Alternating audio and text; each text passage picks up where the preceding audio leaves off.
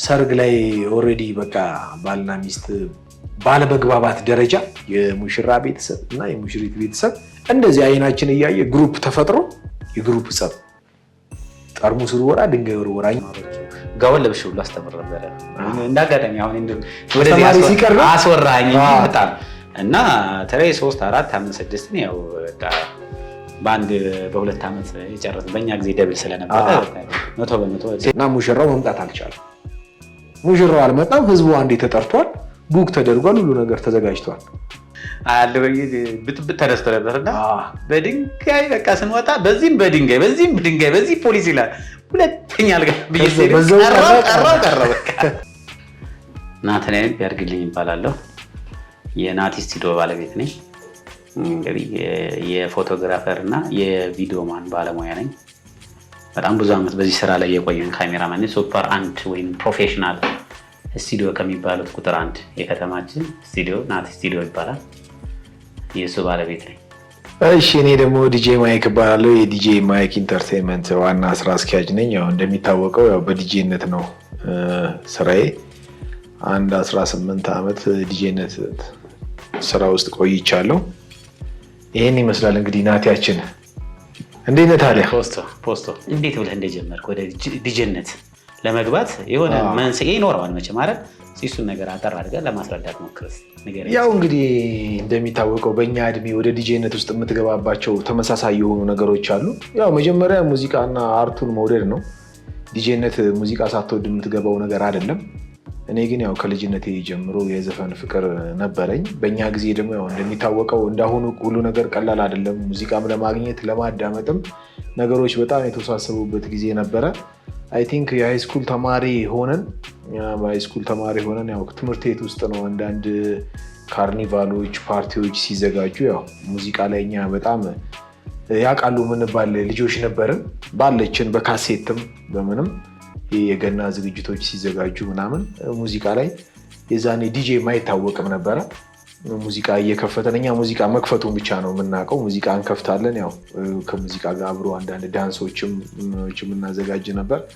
ከዛ በኋላ ግን ያው እነ ዲጄ ዚ እና ዲጄ ኪን እነሱ ኤፍኤም ከተከፈተ በኋላ እነሱ ሲመጡ ያው በጣም ብዙ ተጽዕኖ ፈጥሯል። ለሀገራችንም የሙዚቃ ለዲጄው እድገት አንድ እርምጃ የተራመደ ነገር ነው። ከዛ በፊት ደግሞ ጋዜጦች ነበሩ፣ ኢንተርቴይንመንት ጋዜጦች እነ ሰይፉ ፋንታውን የሚያዘጋጇቸው፣ ሆሊውድ እነ ብርሃኑ ድጋፌ የሚያዘጋጇቸው እነ ፕሮፋይል ጋዜጦች ነበሩ። እዛ ላይ አንዳንድ ስለ ሙዚቃ መረጃዎች እናገኝ ነበር። የዛኔ ዘመኑ እንግዲህ ኢንተርኔት የለም፣ መረጃ ጋዜጣ ነው ማንበብ ብቻ ነው። እና ወደ ተለያዩ የምሽት ክለቦች ተቀላቀልን።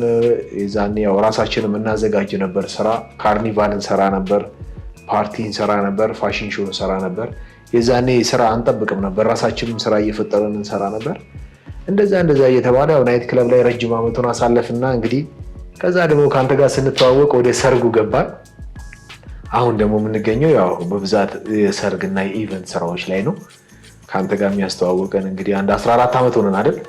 አንድ 14 ዓመት ሆነን እንግዲህ ያው የሰርጉ ስራ ላይ ደግሞ እና የኢቨንቱ ላይ እየሰራን ነው። ይሄ ነው አጀማመራችን፣ በዚህ መልኩ ነው። ይሄን ይመስላል። እስኪ እናንተን ደግሞ እኔ መቼስ የዛሬ 14 ዓመት ነው ማቀህ፣ ግን እስኪ እንዴት ነው የቪዲዮግራፊ የፎቶ ስቱዲዮ እንዴት ነው አጀማመር? እስኪ እንዴት ነው የፎቶግራፍ? እኔ ኦልሞስት ወደ 20 ምናምን ዓመት ይሆነኛል። ወደ 22 ዓመት በፎቶ እና በቪዲዮ ነው ያደጉት። እንዴት ብለህ አክሰሱን እንዴት አገኘው? እንዴት ወደዚህ ሙያ ዝንባሌ ገባህ?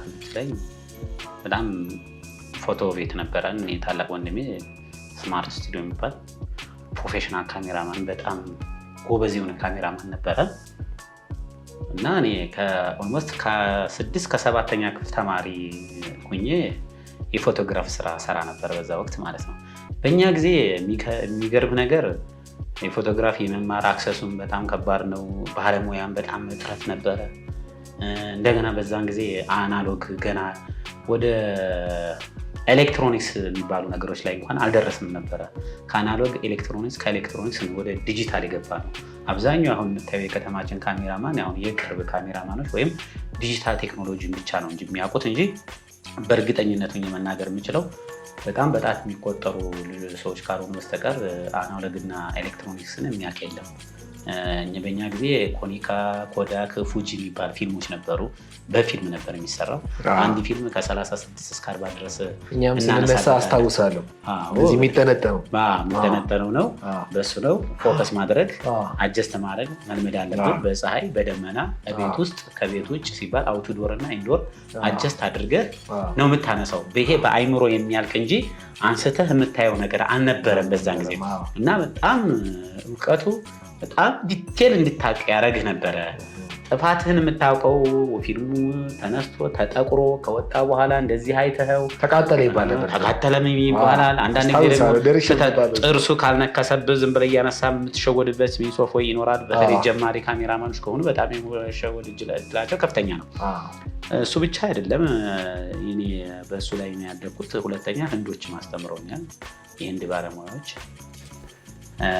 ከዛም በኋላ ምንድነው ያልኩት ወደዚህኛው ስራ ሳይሆን ወደ ኢንጂነሪንጉ ያዘነበልኩት ወደዚህኛው ሙያ። ምክንያቱም ከልጅነት ጀምሮ ያደግክበት ነገር ይስብሃል።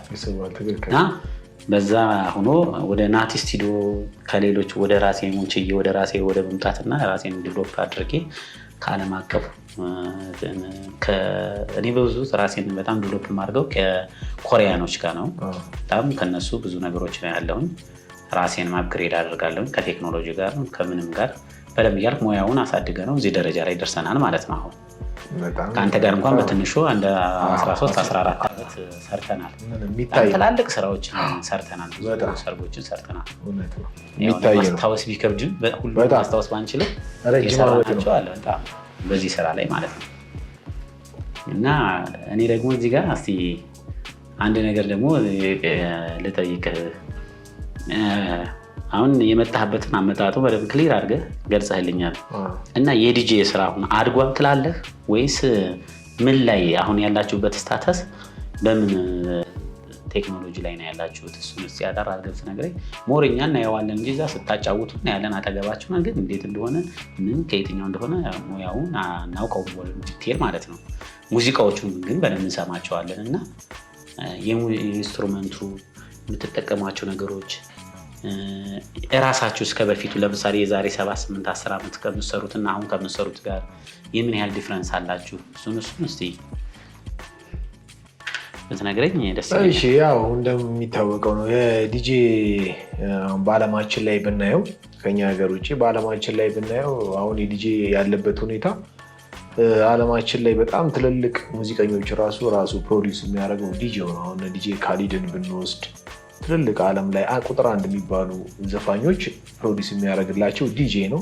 ከዛ ውጭ ደግሞ ኮንሰርት ላይ ብታይ ኢቨን ከኛ ሀገር ውጭ ኬንያ እና ሳውዝ አፍሪካ እንኳን ብታይ አንድ ዲጄ ለአንድ ሙዚቀኛ ባካፕ ሆኖ ኮንሰርቱን የሚያቀርበው ከዲጄ ጋር ነው። እዚህም የመጡ አርቲስቶችን ዴመን ማርሊን አይተናል፣ ዋይክሊፍን አይተናል። ሁልጊዜ እዚህ ሲመጡ በዲጄ ነው የሚሰሩት። ያ ማለት ምንድን ነው? ዲጄው ዝም ብሎ ክለብ ላይ እና ኮንሰርት ላይ ሙዚቃ ከማጫወት ውጭ ለሙዚቀኛው የጀርባ አጥንት ሆኖ ሙዚቃ እስከ መስራት ደረጃ ደርሷል በውጭው ዓለም ላይ። ወደ እኛ ጋር ደግሞ ስንመጣ ያው እኛ ጋር ትንሽ ነገሮች ችግር አሉ። ምክንያቱም አሁን ኢትዮጵያ ውስጥ የዲጄ ትምህርት የለም። እኛ ራሱ ያው በልምድ ነው የለመድነው። ልምዱን ደግሞ አሁን ካለው ቴክኖሎጂ ጋር ራሳችንን አፕዴት እያደረግን ነው። የዲጄ ትምህርት ቤት አለመኖሩ ራሱን የቻለ ማደግ የሚገባንን ደረጃ አላደግንም። ምክንያቱም ሳውዝ አፍሪካ ብትሄድ፣ ኬንያ ብትሄድ 20-30 የዲጄ ትምህርት ቤቶች አሉት። ልክ እንደ ፕሮፌሽን አንድ ሰው ሙዚቃ ከወደደ ዲጄ መሆን ከፈለገ ሄዶ ተምሮ በትምህርት አፕግሬድ ያደርጋል። እኛ ሀገር ግን ያው እንደምታየው ብዙ ጊዜ በልምድ ነው። ይህንን ደግሞ አሁን ነው አዳዲስ ቴክኖሎጂዎች ሲመጡ እነሱን ራሳችን አንብበን ሰርች አድርገን ሰርተን ነው ወደ ስራው የምንሄደው። ግን እንደሚታወቀው በልምድም ቢሆን እዚህም ሀገር ላይ በጣም አሪፍና ተጽዕኖ መፍጠር ችሏል የዲጄው ስራ። ያም ደግሞ በራሱ ማህበረሰቡና ህብረተሰቡ የሚወስነው ነገር ነው። ኮንሰርት ላይ ብትሄድ፣ ኢቨንት ላይ ብትሄድ፣ ድግስ ላይ፣ ዌዲንግ ላይ ብትሄድ ኤቭሪ ነገር አሁን ያለ ዲጄ የሚሆን ነገር የለም። ያ ማለት ምንድን ነው? ዲጄው ቦታ ተሰጥቶት በደንብ አድርጎ እያጫወተ ነው። ሌላ በማቴሪያል ጉዳይ ያው ዘመን አመጣሹን ማቴሪያል እኛ በምንችለው አቅማችን እንደፈቀደው ለመጠቀም እንሞክራለን። ከዲጄ ማጫወቻ ጀምሮ ከሳውንድ ሲስተም ጀምሮ እናንተ በምታያቸው ሰርግ ላይ ያሉ አይደለኛ ስፒከሮች ከድሮ አሁን ያለንበት ሁኔታ እየተሻለ ነው የሄደው።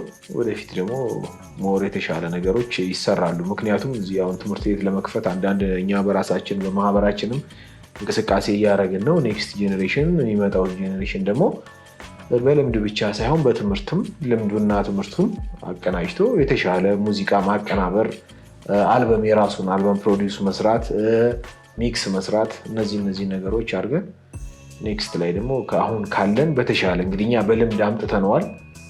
ልምዱን ራሳችንን አስተምረን እዚህ ደርሰናል። ወደፊት ደግሞ ትምህርት ቤቱን ከፍተን ያው የተሻለ ነገር እናሰፋዋለን ብለን እያሰብን ነው። ከጓደኞች ጋርም ያው አንዳንድ ዲስከስ እያደረግን ነው። እሱን ነገር እናስተካክለዋለን። ይህን ይመስላል እንግዲህ እና እንዴት ነው ግን ሞር ብዙ ጊዜ ሰርግ ላይ ነው የምንሰራው። ሰርግ ላይ አንተ ብዙ ገጠመኞች አሉት ናቲ ስቱዲዮ፣ ለእኔም አልፎ አልፎ ነግረኸኛል። እስኪ የሚያስቅህን ገጠመኝ ንገረኝ።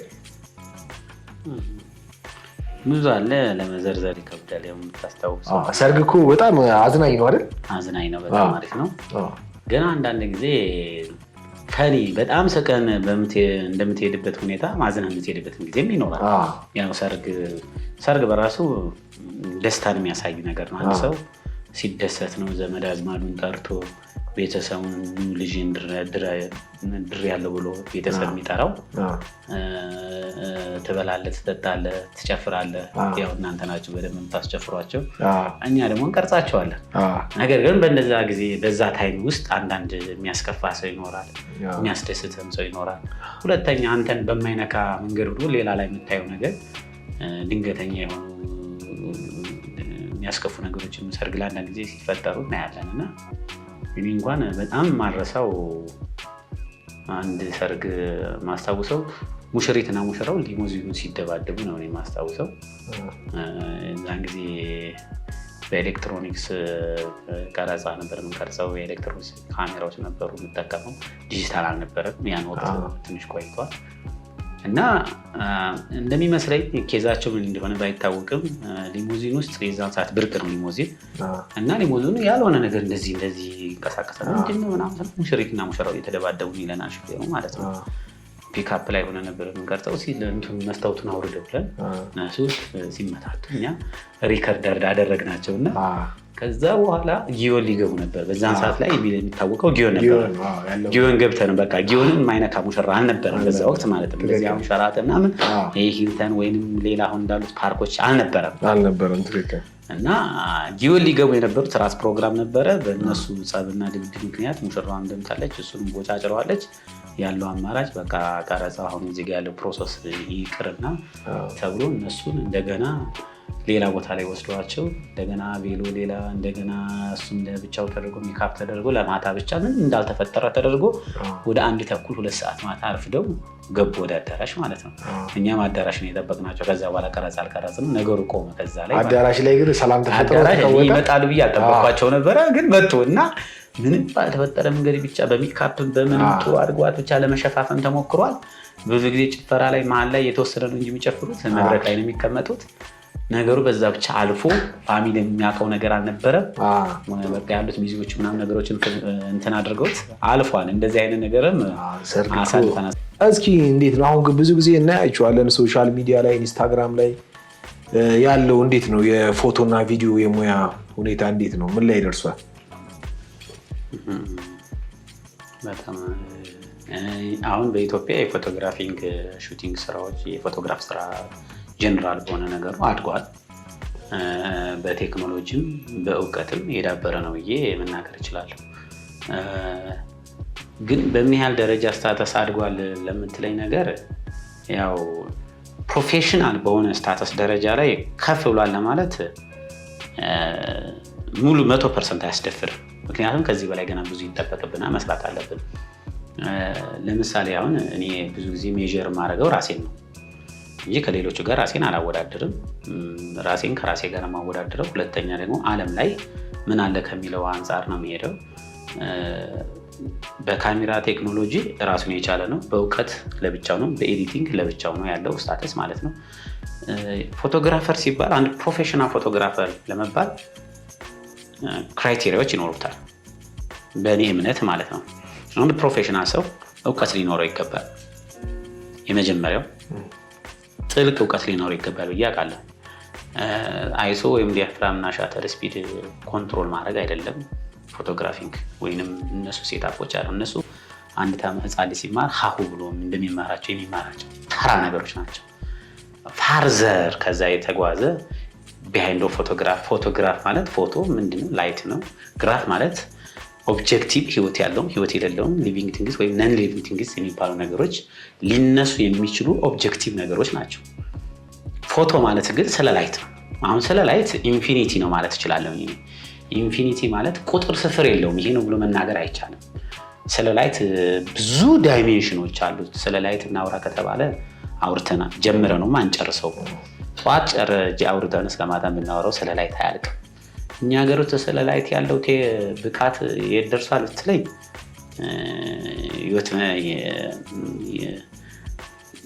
የትም ደረሰ ለማለት አልችልም። ምክንያቱም ብዙ ፎቶግራፈሮች ስለ ላይት ያላቸው እውቀት ዝቅ ያለ ነው ብዬ ነው የማስበው እኔ። ምክንያቱም ለምሳሌ አሁን መስክ ላይ የምንጠቀማቸው የአውትዶር ኢንዶር ላይቶች አሉ እኛ ሀገር። አሁን የተለመደው አውትዶር ላይ ሁላችንም የምንጠቀምበት ዳይቨርጂንግ ላይት ሲስተም ነው የምንጠቀመው። ኢንዶር ላይ ደግሞ የኢንዶር የብዙዎቹ ቫሪዬሽን ያደርጋል። አንዱ በፓውዛ ይሰራል፣ አንዱ በኤልኢዲ ይሰራል፣ አንዱ ደግሞ ኢንዶር ስፖቶች አሉ በሱ ይሰራል።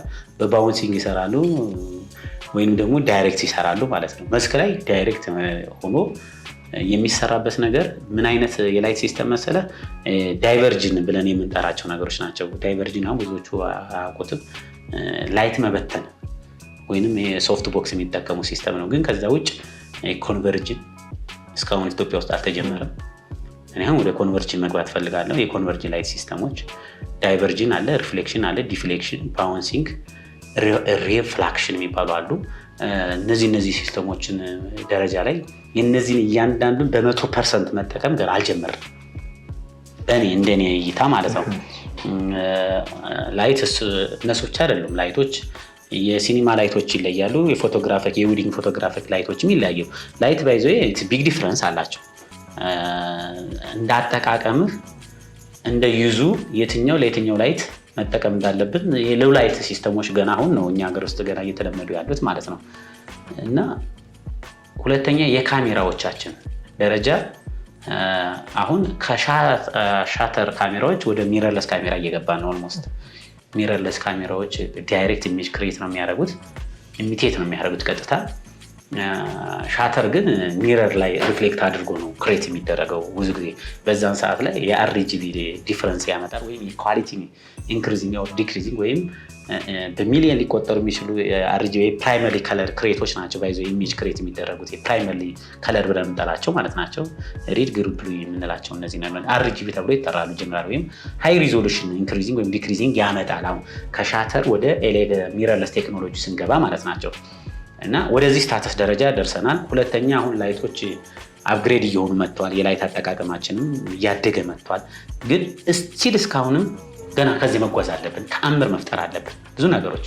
ሁለተኛ ከሆነ የፎቶ ሹቲንጉ ደግሞ ምን ይመስላል ካልከኝ ደግሞ ብዙ የፎቶግራፍ ሹቶች እያንዳንዳችንም እየሰራ ነው። ብዙ ጊዜ አሁን ግን ተመሳሳይ ወደ መሆን ደረጃ ላይ እየሄደ ነው። አዳዲስ ክሬት ነጥረህ መውጣት ያለብን ነገር ማሳየት መቻል አለብን። ለምሳሌ እኔ ዛሬ 3 ዓመት 4 ዓመት ስለ ላይት ፔንቲንግ ብዙ ነገሮችን ሰርቼ አሳይቻለሁ። ፖስትም አድርጌያለሁ። ይሄ እንደዚህ ምናምን እሱ ቴክኖሎጂ እንዴት ነው ግን እነሱ ነገሮች ያመጣኋቸው? ኦልሞስት ያው እኔ ያመጣሁት ባለንም ግን ጀማሪ ነኝ ብዬ አስባለሁ። አንድ ፈርቀዳጅ የሚባል ነገር አለ። ያው እኛ ሀገር ውስጥ ክሬዲት የሚሰጥ ካሜራማን የሆነንም ማጥላላት ነው እንጂ እኛ ሀገር ሙያ እርስ በርሳችን አንደጋገፍም። እና እሱን ስሰራ ማለት ላይት ፔንቲንግ ወይ ኢማጂነሪ ሹቶች ተብለው ነው የሚጠሩት። እነሱ ነገር ክሬት ለማድረግ ብዙ ነገር ለፍቼ ጥሬ ነው ክሬት ያደረግኩት። ከኮሪያኖች ጋር ነበር በጣም እከታተል የነበርኩት ማለት ነው። እና እንዲህ አይነት ነገሮችን ፈጠራዎች በጨመርን ቁጥር ሌላም አንድ ነገር ፈጠራ ብናመጣ ብዙ ነገሮችን ክሬት ማድረግ እንችላለን። ፎቶግራፊንግ ባይዘ በጭንቅላት የሚሰራ ስራ ነው፣ አይምሮ ላይ የሚያልቅ ስራ ነው። እሺ አሁን እንዴት ነው የማርኬቱ ጉዳይ? ሰርግ ላይም ኢቨንት ላይም ብዙ ጊዜ እናያቸዋለን። አንተ አሁን ለምሳሌ ተመራጭ ነኝ ናቲ ስቱዲዮን በሰርግም በኢቨንትም ይመርጡታል ብለህ ስታስብ ደንበኞቹ ወደ አንተ እንዲመጡ ምን አይነት ነገሮችን ትጠቀማላችሁ? የመጀመሪያው ስራዬ ነው ሃይ ኳሊቲ ስኪል አውት የሆኑ ሹቶችን መስራት መቻል አለበት። ለምሳሌ እኔ በሶሻል ሚዲያ ላይ እጠቀማለሁ፣ በፌስቡክ፣ በኢንስታግራም በተለይ እነዚህ በደንብ እጠቀማለሁ። በእነዚህ ላይ ማሳያቸው ሹቶች ሻይን ያደረጉ ናቸው። ከፍተኛ ጥረት አድርጌ አዳዲስ ነገሮችን መፍጠር ጀምሬያለሁ። ጥሩ ስራዎችን እሰራለሁ። ስራዬ ነው የመጀመሪያው ሰውን ሊጠራልኝ የሚችለው ማለት ነው። ከስተመሮቼ ተመራጭ የሚያደርጋቸው አንደኛ ኳሊፋይድ የሆነ ፕሮፌሽናል ስራ መስራት አለብኝ። ሁለተኛ በተሰጠው ሰዓት ወይም እሰጣለሁ ባልኩበት ሰዓት ላይ ኤዲቲንግ አድርጌ በአግባቡ ቃሌን ጠብቄ ለከስተመሮቼ ማስረከብ መቻል ነው። ይሄ ራሱ አንድ ተመራጭ ያደርጋል። ሁለተኛ የሰርግ ላይ በምሰራባቸው ሰዓት ላይ ትሪት አድርገህ ከስተመርህን ስታነሳቸው እያዝናና እያጫወትክ ማንሳት አሁን እኛ ጋር ብዙም አልተለመደም። እኔ ግን በጣም እያወራሁ ነው ማለት ሰዎች አይቻለሁ። ብዙዎቹ እያሳካቸው እያወራ መውረኛ ምናምን ይላሉ።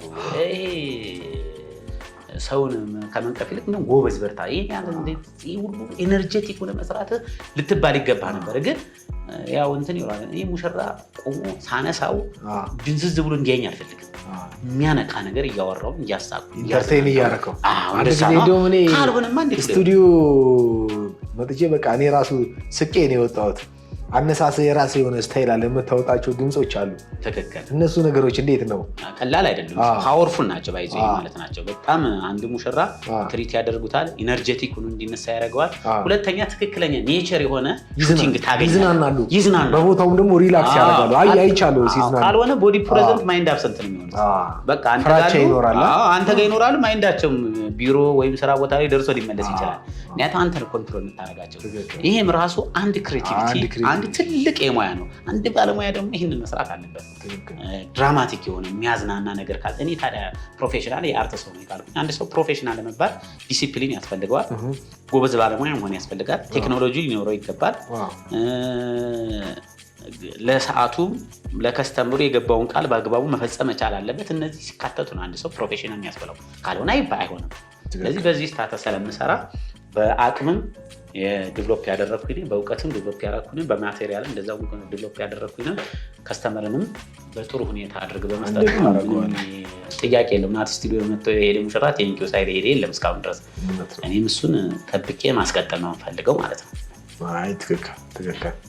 የተለየ ከሌሎቹ እለይበታለሁ የምትለው ነገር እና ሙያው ላይ እንዴት አድርገህ ነው ከስተመሮችን አሳምነን የምትቀበልበት መንገድን ወይም ደግሞ እንዴት አምነው ወደ አንተ ጋር እንደሚመጡ ትንሽ ብታብራራልኝ ደስ ይለኛል። ያው እንግዲህ እንደምታውቀው ነው ከስተመር እኛ ከትንሽ ጀምሮ ስራን ስንጀምር ባይዘው ያው ጥሩ ስራ ስትሰራ ከስተመር ይመጣል። አንተም ታውቀዋለህ ድሮ የዛሬ 14 ዓመት የነበርንበት ደረጃ አሁን ያለን ደረጃ አንተ እንዳልከው ነው። መጀመሪያ ጥሩ አገልግሎት መስጠት ከስተመር ተመራጭ እንዲያደርግህ። ጥሩ አገልግሎት ከሰጠኸው ምንም ጥያቄ የለውም ከስተመር ራሱ ይመጣል። አንድ ስራ ላይ ያየ ሰው ሁለተኛ ስራ ላይ ሶስተኛ ስራ ላይ ይመጣል። እኛ እንደውም ስንሰራ የስንት ቤተሰብ ሰርተናል። የእህትየውን የወንድምየውን የምናምን እንሰራና ቢያንስ አትሊስት ስቴፑ እንኳን እንዳይለመድ የምንቀይርበት ጊዜ አንድ ቤተሰብ ውስጥ ከገባን ሁሉንም ነው ሰርተን የምንወጣው። ምክንያቱም አንዴ ስትገባ የሆነ ቤተሰብ ውስጥ ጥሩ ነገር ታሳያለህ፣ ሁሉም ሰው የዘመድ የጓደኛ ምናምን እያለ ይመጣል። ይሄ ደግሞ ያው ጥሩ አገልግሎት ከመስጠት ነው።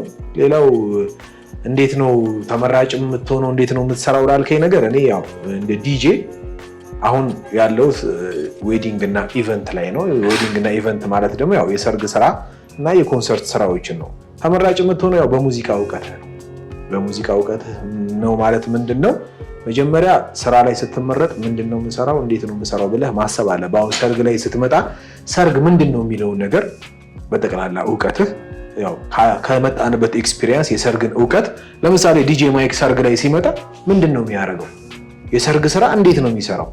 የሰርግ ስራዎች አዳራሽ ውስጥ ሲገናኝ ከመግቢያው ጀምሮ እስከ መጨረሻው እንዴት ነው የሚሰራው የሚለውን ነገር ትራዲሽኑን፣ ባህሉን፣ ወጉን፣ ስርዓቱን በጠበቀ መልኩ እንዴት ነው ማስኬደው የሚለውን ነገር ነው መጀመሪያ እኔ የማስበው። ከዛ ውጭ ደግሞ የኔ አንድና አንድ 100% በኮንፊደንስ የማወራው የሙዚቃ እውቀቴ ወይም ችሎታዬ ነው። የሙዚቃ እውቀት ምንድነው? ያው ከናይት ክለብ ጀምሮ 18 ዓመት 19 ዓመት ሰርተናል። ያልሰራ ነው የሙዚቃ አይነት የለም። ናይት ክለብ ውስጥ ስትሰራ ብዙ አይነት ሙዚቃዎችን ታጫውታለህ። ከህንድ ሙዚቃ ጀምሮ እስከ አፍሪካ፣ ከኢትዮጵያ ሙዚቃ ጀምሮ እስከ ሱዳን ሁሉንም ዓለማት ሙዚቃ ዳሰነዋል እና ረጅም ዓመት ስትሰራ የሙዚቃ እውቀትህ እየሰፋ ይመጣል።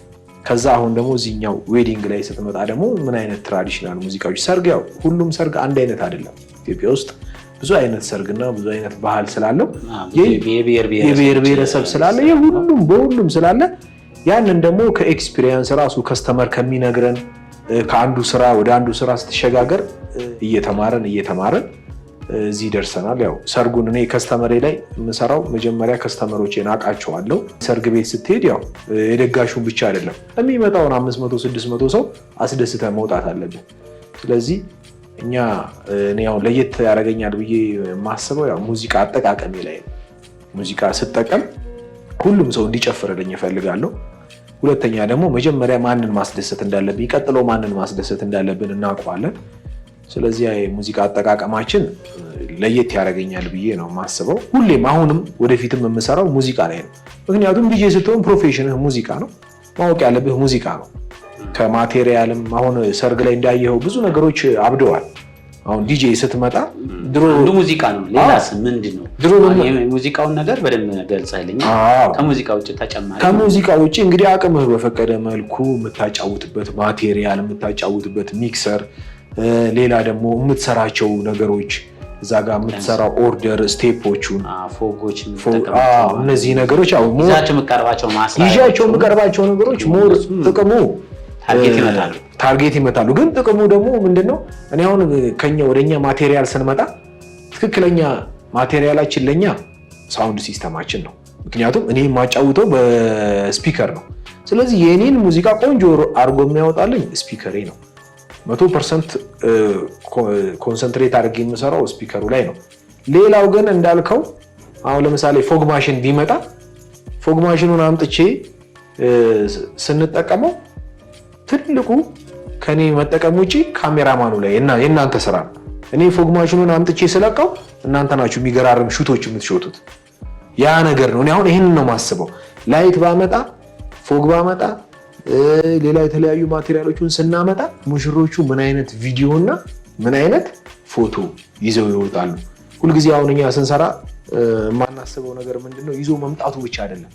እኛ ይዘን ስንመጣ ለካሜራማኖች ምቹ ነው፣ ለቀረጻ ምቹ ነው። ሙሽሮቹ ወደውት የሚወስዱት ቪዲዮ ኮምቢኔሽን ሆኖ ይሄዳል። አሁን አንዳንደኛ ሪሄርሳል የሚባል ያው ታውቃለህ፣ ሙሽራ ስልጠና ላይ ምናምን ላሉ ስትደውልልኝ ሙሽራ ስልጠና አዳራሽ ላይ ሲሄድ አዳራሽ ላይ ስናሰራቸው ካሜራውን እያሰብኩ ነው የሚሰራው።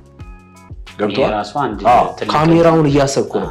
ያ ማለት ምንድነው? ለምሳሌ በሩ ጋር ኳሊቲ መግለጫ ነው። ይሄ ራሱ በጣም ቀላል አይደለም። ይሄ ራሱ እሱ ነው። ካሜራ እዚህ ጋር ቢቆም አንደኛው ካሜራ እዚህ ጋር ቢቆም እነሱ እንደዚህ ቢገቡ የሚለው ነገር ራሱ ማሰብ ራሱ ይሄ ነው ትልቁ ነገር ይሄ ነው። ሁለተኛ እኛም ታቀልሉልናላችሁ፣ ለእናንተ እናቀልዋለን። ሁለተኛ ነገር ደግሞ ነገር እኛም ከእናንተ ቪዲዮ ስንቀበል ያው ቪዲዮ እንወስድ የለ ለማስታወቂያ ለዩቲዩብም ለምንም ቪዲዮውን ሳየው ለኔም ጥሩ ግብአት አገኛለሁ። ለምንድነው? የሰራሁትን ነገር በደንብ የሚገልጽልኝ ካሜራማኑ ነው። ስለዚህ እኔ ለካሜራማኑ በተቻለን አቅም አስተካክለን ነው ለመሄድ የምንሞክረው እና እነዚህ ነገሮች አሉ። ያው የኛ ስራና የእናንተ ስራ ተመሳሳይ ነው፣ ተመጋጋቢም ነው። ያለ እናንተ እኛ ምንም ሰርግ ላይ ስንሄድ ካሜራ ከሌለ ለምሳሌ አሁን ፈርስት ዳንስ ጀምሩ ስንል ዳንስ ሙሽራን ከማስጀመራችን በፊት ካሜራው ሬዲ መሆኑን ቼክ ማድረግ አለብን። ምክንያቱም ሹቲንጎች የዲጂ ኳሊቲ ነው። አንዳንድ ዲጂዎች እንደው እዚህ ጋር መስጠት ፈልጋለሁ። ብዙ ጊዜ የኢትዮጵያ ካሜራማኖች ሰርግ ላይ እንግዲህ መጨረሻ ላይ የሚበሉት ካሜራማኖች እና በዛ ሁሉም በልቶ ጨርሰው ማለት ነው። በመሀል ላይ ካሜራማኖች ሊበሉ ሲሄዱ ገና አንስተው ሳይጨርሱ መብላት አይደለም፣ አንስተው ሳይጨርሱ ዲጄው እዛ ጋር ይጀምራል። ምግቡን አስቀምጠህ ሄደህ ልታነሳ እስክትል ድረስ ዲጄው አስጀምሯቸው አንዳንድ ጊዜ ይጠበቃል። ለምን አትናገርም? ከኛ ጋር ተግባብተህ ለምን አሰራም ሲባል እኔ ምን አውቃለሁ ምናምን የሚልም ዲጄ አለ እና ይሄ ኤክስፒሪየንስ ጉዳይ ነው። ያው በሂደት ይመጣል አሉ። እንደዚህ አይነት ስህተቶች አሉ አሁን እንግዲህ እናያቸው ማለት ነው። አለ ከካሜራማን ጋር ሳይናበቡ የሚሰሩ በዛውም እኮ ይሄንን የምናወራው እኮ ይሄንንም ለሚመለከት ሰው አንዳንዴ ይዘው የሚያየው ሰው ኤክስፒሪየንስም ሼር ታደርጋለህ። እኔ አሁን በሙያዬ ከብዙ ዲጂዎች ጋር ሰርቻለሁ። ከኔ በጣም ሲኒየር የነበሩት ዲጂዎች ጋር ሰርቻለሁ። ከነሱ ብዙ ነገሮችን ወርሼ ነው እዚህ የደረስኩት። አሁን ደግሞ እኔም በስሬ በጣም ብዙ ዲጂዎች አሉ ማሰራቸው ዲጂዎች እና ነገሩ አለማወቅ ነው። አንዳንዴ እኛም ድሮ እንደዚህ ካሜራ እንቸኩል ነበረ። ነገሩ እንትን ነው ካለማወቅ ብቻ ሳይሆን ከስራም አንዳንዴ ጭፈራ ምግብ ተበልቶ ካለቀ በኋላ ብዙ ሰው ኮሜራ ጀምረው ምናምን የሚልህ አለ። ያንን ነገር ፊት ማድረግ ኤክስፒሪየንስ ይጠይቃል። አሁን ለምሳሌ ሰርግ ላይ አይተሃል 50-60 ሰው አዛዥ ነው፣ ሁሉም አዛዥ ነው እና ያንተ ኤክስፒሪየንስ ነው። የዛኔ ሁሉንም የምትሰማ ከሆነ ስራ ይበላሽብሃል።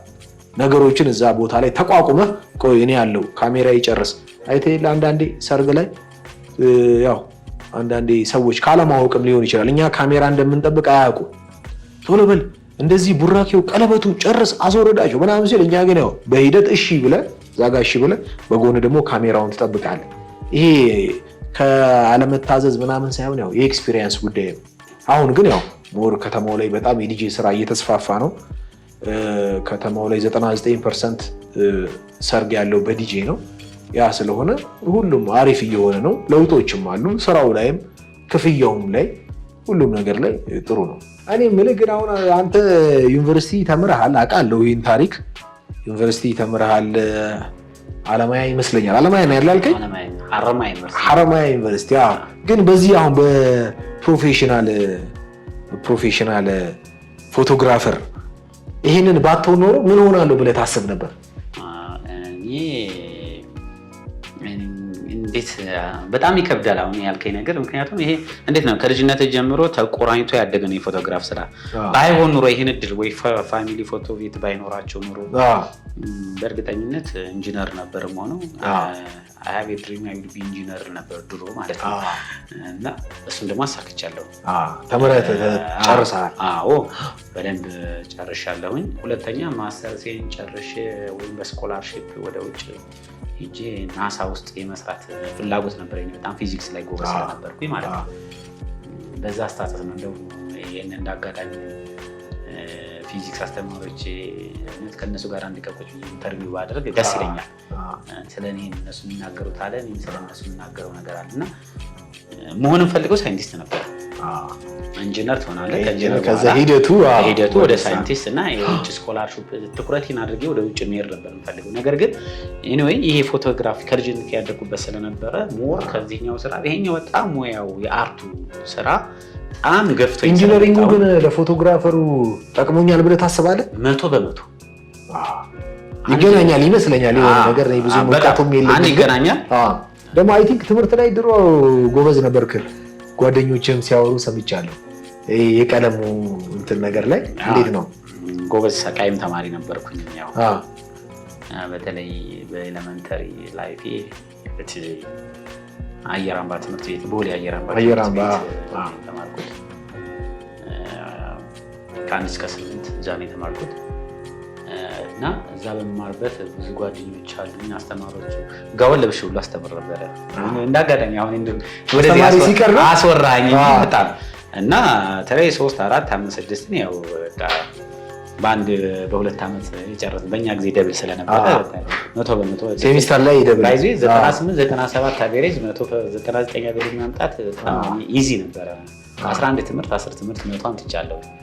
በጣም ትምህርት ለኔ እንጃ ሰው የፈጠረው ነገር ነው። አያቅተኝም ብዬ ነው የማስበው። አያቅተኝም ደግሞ ብዙም አላቀና አስተማሪ የሚለውን አዳምጣለሁ። በጣም ጎበዝ ሳቃይ ተማሪ ነበርኩኝ። ከዜሮ ሴክሽንም ከክላሴም ከምንም 3 ሽልማት ወስጄ አውቃለሁ። ተከታታይ ነው ወስጄ አንዴ ጊዜ ወስጄ አውቃለሁ ማለት ሳይሆን ተከታታይ ወስጄ ነበር ማለት ይቻላል። ሽልማት በሚኖርበት ሰዓት አንዳንድ ጊዜ ደግሞ ትምህርት ቤቱ ሽልማት አያዘጋጅም፣ ያልፋል። ሽልማት ከተዘጋጀ ግን ጠራርጋለሁ፣ ምንም ችግር የለም። ታፋፍሰው ነበር። ወስዳለሁ። የክላሴን አንደኛ ከሴክሽን ከግቢ ያልኩኝ ተቀበል ነበረ ማለት ነው፣ ሽልማት ማለት ነው። እና አስተማሪዎች በጣም ከመውደዳቸው የተነሳ ጋውን ለብሼ አስተማሪዎቹ እንደ ተማሪ ቁጭ ብለው አስተምር ነበረ። በተለይ እነ ቲቸር መኮንን ፊዚክስ አስተማሪ፣ እነ ቲቸር መሐመድ ኬሚስትሪ አስተማሪዎች በጣም በእኔ ይደነቁ ነበር። እና በቃ ልበስና አንተ አስተማሪ ሆነ እኛ ብንቀመጥ ይሻላል ብለው አንድ ጊዜ ፈተና እንደ ነገ ሆኖ እንደ ዛሬ የማረሳው ማለት ነው። አንዳንድም ሁሉን ባታስታውስም አንዷን ማለት ነው የነገን ፈተና እደፍናለሁ ብለህ ታስባለህ ሲለኝ ማለት ነው ወንድ ከሆንክ ኤክስ አስገባብኝ ያልኩት አስተማሪው 100% እደፍነዋለሁ አለ። በቃ አሁን ይህን ማወቅ ስለ ፈተና ኮርስ ሃይላይት ይሰጣል። አንዳንድ ፈተና ነገር ሲሆን ማለት ነው ቁጭ ብዬ እስቲ ሃይላይት ስጣለኝ። ከዚህ እስከዚህ ነው ፈተና የሚወጣው ተባለ። ሙሉን ሃይላይት ቁጭ አደረኩኝና ለአስተማሪዎቹ ይሄን ታጠኑ ይሄ ነው ዘርዝሬ አስተምሬ ስጨርስ ማለት ነው በቃ ደፍነዋል አለኝ። ፈተናው እኮ በቃ ደፍነዋል ምንም ማድረግ አልችልም አለኝ። ገና እዛን ደፍነዋል አለ ገና ፈተናው ነገር ፈተናው የሚወጣው እንዳለ መለስክለት። ሲገርም አንዳንድ ጥያቄዎች ልጠይቅ እስኪ ጠይቀኝ። እኔ ደግሞ በዚህ ስራ ላይ ያው እንግዲህ ብዙ አመት ልምዱና ኤክስፒሪየንስ አለህ እንደነገርከኝም አውቃለሁ። እኔም አንተም በደንብ አብራርተህ ነግረኸኛል። ግን ብዙ ጊዜ ምን አይነት ነገሮች ገጠመኞች የገጠሙ ነገር አለ? እስኪ አብራርተህ ንገረኝ። ያው እንግዲህ የኛ ስራ ታውቀዋለህ፣ ብዙ ገጠመኝ አለ። ናይት ክለብ ላይ በምሰራበት ጊዜ ብዙ ገጠመኞች ይኖራሉ። ሰርግ ላይም አስቂኝም አሳዛኝም ገጠመኞች ይኖራሉ። አሁን እኔ ሰርግ ላይ አንድ በጣም ሁሌ የማረሰው ገጠመኝ አንተ ነበርክ ከኔ ጋር፣ አንተ አልነበርክም፣ ሌላ ካሜራማን ነው። ሰርግ ላይ ኦልሬዲ በቃ ባልና ሚስት ባለመግባባት ደረጃ የሙሽራ ቤተሰብ እና የሙሽሪት ቤተሰብ እንደዚህ አይናችን እያየ ግሩፕ ተፈጥሮ የግሩፕ ጸብ፣ ጠርሙስ ወርወራ፣ ድንጋይ ወርወራ። እኛ ራሱ ይሄ ነገር እኔም ገጥሞኛል። የኛ እቃችንን በሚገርም ሁኔታ ነው በቃ ሰብስበን ጥለን የወጣ ነው። ፖሊስ ተጠርቶ ባለ ሊሙዚኑ መኪና እንደገና ሌላ ሴኩሪቲ ጠርቶ ምናምን ብቻ እንደምንም አለፈ እና ይሄ አሁን አሳዛኝ ገጠመኝ ነው። ምክንያቱም በጣም ብዙ ወጪ የወጣበት ብዙ ነገር የተደረገበት ነው። ሰርግ ላይ ይህንን አንዳንድ አለመግባባቶችም ቢኖሩ ተቻችሎ ማለፍ ነው እና ብዙ አስቂኝ ገጠመኞች አሉ። ይሄ ደግሞ አንደኛው ገጠመኝ ደግሞ ምን መሰለ፣ አንደኛው እኔ አሁን በስራዬ ላይ በጣም ከበደኝ የምለው አንድ ሰርግ አለ። በሆነ አጋጣሚ ብቻ ሰርጉ ሸራተን ነበረ እና እዛ ሰርጉ ላይ ልክ እኛ ሐሙስ ቀን ነው ሰርጉ። ሐሙስ ቀን ካላንደር ዝግ ነበረ። ሐሙስ ቀን ሆኖ ሰርጉ ሮብ ዕለት ማታ ለእኔ ተደወለልኝና ተደውሎልኝ ዲጄ ማይክ እንዴት ነህ? ሰላም ነው? ያው ሰርጉን ነገ አንተ ትመጣለህ፣ እኛ ኦልሬዲ ህዝቡን ጠርተናል። ሙሽራው ግን በሆነ በወረቀት ጽሑፍ ምክንያት ኢትዮጵያ ውስጥ እንዳይገባ ነገሮቹ አልተሳኩለትም እና ሙሽራው መምጣት አልቻለም። ሙሽራው አልመጣም። ህዝቡ አንዴ ተጠርቷል፣ ቡክ ተደርጓል፣ ሁሉ ነገር ተዘጋጅቷል እና ካሜራማንም አይመጣም፣ መኪናም አይመጣም፣ ምንም አይመጣም፣ ሁሉም አይመጣም። የሚመጣው ህዝቡና እኔ እና አይከብድም። ህዝቡና እኔ ነን የምንመጣው እና እኔ ኦልሬዲ ተከፍሎኛል፣ ያው መምጣት አለብኝ። ሙሽሮቹ የሉም። የዛኔ ሰው እንግዲህ ሮብ ዕለት ማታ ነው ይገባል የተባለው። ሮብ ዕለት ማታ አልገባም። ሐሙስ ነው ሰርጉ፣ ሰው ተጠርቷል እና በቃ የዛን ጊዜ አጫወትኩኝ፣ አስጨፈርኩኝ። ግን በቃ በህይወቴ በጣም የከበደኝ ሰርግ ያ ሰርግ ነው። ብዙ ከባድ ሰርጎች ያለ ሙሽራ ነው። በዛ ላይ ደግሞ 500 ሰው ሙሽራው ለምን እንደቀረ ትክክለኛ መረጃ የለውም እና ፊቱ ላይ የሚታየው የሚደብር ስሜት ነው። ምንድነው ምን ሆነ ምናምን ነገር ነው እና ብቻዬን የተፋጠጥኩት ሰርግ ነው። እንደዛም ሆኖ ብቻ ያው ተበልቶ ተጠይቶ ተጨፈረ። ግን ደስ የሚለው ነገር ከባድ ነው። ደስ የሚለው ነገር ግን ከወር በኋላ ሙሽራው መጥቶ ድጋሚ ነው የሰራሁት ሰርጉን። ድጋሚ ተደግሶ ሰራሁት። የተከፈለኝ ባለሙያ ድጋሚ ነው ብቻ ነው። ሌሎቹ ባለፈው በነበረው ነው የሰሩት። ምክንያቱም አልሰሩማ የዛኔ። ሁሉም ሰው ባለፈው ተከፍሏቸዋል ኑና ስራተ። እኔ ግን የዛኔ ሰርቼዋለሁ። አዲስ ሂሳብ ጠይቄ አንድን ሰርግ ሁለቴ ሂሳብ ጠይቄ ሰርቻለሁ እና ያገጠመኝ በቃ መቼም ማረሰው። እንዴት ነው የቤተሰብስ ሁኔታ? አሁን ያለህበት ምንድን ነው? እግዚአብሔር ይመስገን የሁለት ልጆች አባት ነኝ። ያው እንግዲህ ሁለት ልጅ ደርሰሃል? ጎረምሳ ልጆች አሉኝ። ነገሩ አውቃቸዋለሁ። ደስ ይላል። እና ምን እናድርግ፣ በዚህ እንደዚህ አይነት እኮ ህይወት ረጋ ያለ ህይወት እንዲኖር ግዴታ ያስፈልጋል። እንደዚህ አይነት ነገር ያስፈልጋል። ካልሆነ ገንዘቡም እኮ አይቆጠብም እኮ። ግን አንተ ግን ሁሉ ሰው እየዳርክ መቼ ነው ምንድር? ግን አንተን ናፈቀኝ። አሁን እንኳን ድሬ እየጨረስኩ ስለሆነ ወደ ራሴ ነው የሚሄደው። አይቀርም እንግዲህ ቆንጆ አድርገን መጨፈር አለብን። ግድ ነው። ግድ ነው። እሺ ኳስ እንዴት ነው? ኳስ ትወዳለህ? የአርሰናል ደጋፊ እንደሆን ካውቃለሁ እና እንዴት ነው ኳስ ላይ? አሁን እኛ እንኳን ሊቨርፑልን እንቀጠቀጣችኋለን። አትችሉ ነው ዘንድሮ ቀጠቀጥናቸው እንጂ እስካሁን ቀጥቅጣችሁን ነበር። እንዴት ነው አርሴናል በምንድን ነው የምትዝናናው? ወደ 20 ዓመት አይሆነኝም ብላ ነው መደገፍ ከጀመርኩ ብዙ ዓመት ወደኝ እኮ አሁን አርሴናል መደገፍ። ኳስ ያዝናናል? ኳስ ያዝናናል በጣም ሌላ የሚያዝናና ከሙዚቃ ውጭ እኔ አሁን በኳስ ነው የምዝናናው። እና ኳስ አገር ውስጥ ደግፋለህ? የጊዮርጊስ ደጋፊ ነው መሰለኝ። የሁለቱም ደጋፊ ነኝ። የሁለቱም የሚባል ነገር የለም። የአንዱ ካልሆንክ ነው። ሀገር ውስጥ ብዙም አይደለሁም ኳስ አታይ አይደለም። አንድ ጊዜ ስቴዲየም ገብቼ አለ ብጥብጥ ተነስቶ ነበርና በድንጋይ በቃ ስንወጣ በዚህም በድንጋይ በዚህም ድንጋይ በዚህ ፖሊስ ይላል። ሁለተኛ ቀረው በቃ የውጭ ግን በአርሴናል አልደራደርም። ቅዳሜና እሑድ የምናፍቀው የአርሴናልን ጨዋታ ማየት ነው። ብዙ ጊዜ የኛ ስራ ደግሞ ያው ሰርግ ላይ ስለምንሆን ያው አታየውም፣ ሃይላይት እናያለን። ሰኞ እንደ አዲስ አየዋለሁ። አሁን ደህና እየሆናችሁ ነው። ከዋንጫ አረቃችሁ ነበር። አሁን በዚህ ዓመት መሪ ነን። እናንተ እንኳን ጠፍታችኋል መሰለኝ። አይከብድም። በአሁኑ ደከመን ብንል በቅርብ ወስደናል። ረጅም ጊዜ ስለቆየ ደጋፊውም ተሰላችቶ ነበር። ኳስ ማየቱ ላትተህ ነበር እኮ ትናደዳለህ። አንዳንድ ጊዜ የአርሴናል ደጋፊ ነኝ ስትል ወተት ጠጣ ትባላለህ። አንዳንዴ ግን ወተት ያልቃል። በአርሴናል ሲሸነፈ ጊዜ ይቺ መቀለጃ ሆናለች። እኔ እንደውም የሆነ ጊዜ ግዛና አስቀምጥ እያልኩ ነበረ ፍሪጅ ውስጥ። አሁን ግን መግዛት ተገላገላችሁ። ትተናል። አሁን እግዚአብሔር ይመስገን።